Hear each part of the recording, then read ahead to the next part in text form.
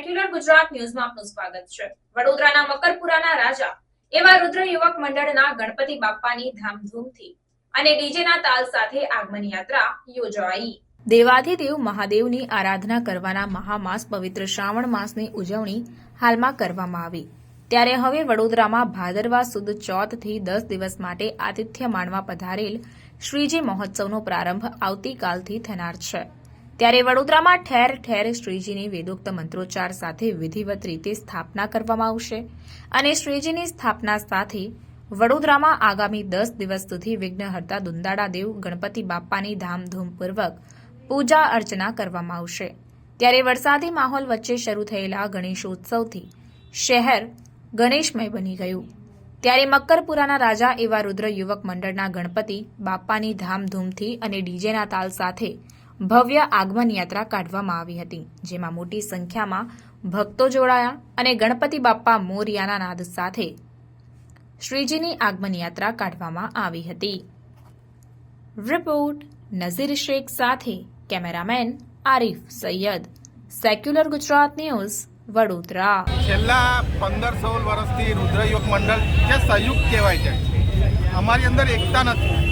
આજુબાજુના તમામ વિસ્તારના લોકો સ્થાનિક અમારી સાથે જોડાયેલા છે। શ્રીનાથજી કોમ્પ્લેક્સ હોય કે ગમે તે હોય, એ બધા અમારી સાથે જોડાયેલા હોય છે અને અમે છેલ્લા 15-16 વર્ષથી કાર્યક્રમ કરતા હોય છે, જેમાં બ્લડ ડોનેશન કેમ્પ હોય છે, મહાપ્રસાદીનું આયોજન હોય છે, જે 10,000ની ઉપર મહાપ્રસાદીનું આયોજન કરવામાં આવે છે।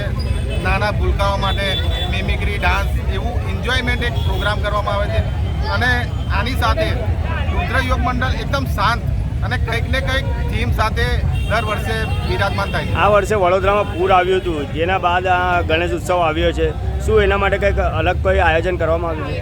નઝીરભાઈ, તમારી વાત સાચી છે, પણ શું છે કે મૂર્તિ પહેલાં બુક થઈ ગઈ છે, કારણ કે મૂર્તિની અમે બુકિંગ કરાવતા હોય છે, એટલે થીમનું હજી વિચાર્યું છે। જો બાપ્પાનો આશીર્વાદ રહેશે તો એ થીમ અમે ખરેખર યોજવાના છે। ગણપતિ બાપ્પા મોરિયા, તમે જોઈ રહ્યા છો કે મકરપુરાની અંદર મકરપુરા ડેપો પાછળ જેને કહેવાય રુદ્ર યુવક મંડળ જે ધૂમ મચાવે, દર વર્ષે ગણપતિ દાદાની જે શોભાયાત્રા, આગમન જે શોભાયાત્રા હોય છે, એટલી સુંદર અને એટલું સરસ ભવ્ય આયોજન કરતા હોય છે। તો આ ઘડે પણ આજે 15મું વર્ષ છે અને તમે જોઈ રહ્યા કે સરસ મજાના ગણેશજીની મૂર્તિ આજે પ્રતિમા અહીં આવી ગઈ છે અને શોભાયાત્રાની ખૂબ તૈયારીઓ થઈ રહી છે।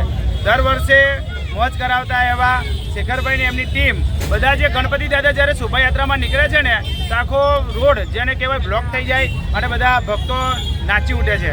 તો આજે આ મકરપુરા વિસ્તારની અંદર જો જોવા જાય તો રુદ્ર યુવક મંડળ ખૂબ સરસ આવી આ ભગવાનની શોભાયાત્રા સાથે ગણપતિ સ્થાપના કરી રહ્યા છે। રુદ્ર યુવક મંડળ સાથે આપ કેટલા વર્ષથી જોડાયેલા છો અને કયામું વર્ષ છે? અમે તો લગભગ એમની સાથે 10 વર્ષથી જોડાયેલા છે ને આ 15મું વર્ષ ઓલરેડી ચાલી રહ્યું છે અને કહે છે કે જ્યાં પ્રેમના તાતના હોય ને ત્યાં તો વર્ષો વર્ષ સુધી હજુ જોડેલું રહેવાનું છે।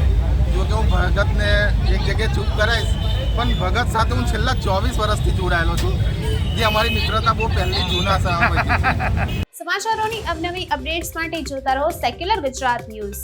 સાથે સેક્યુલર ગુજરાત ન્યૂઝ ચેનલને લાઇક, શેર અને સબસ્ક્રાઇબ કરો અને બેલ આઇકોન દબાવીને સમાચારોની ઝડપી માહિતી મેળવો।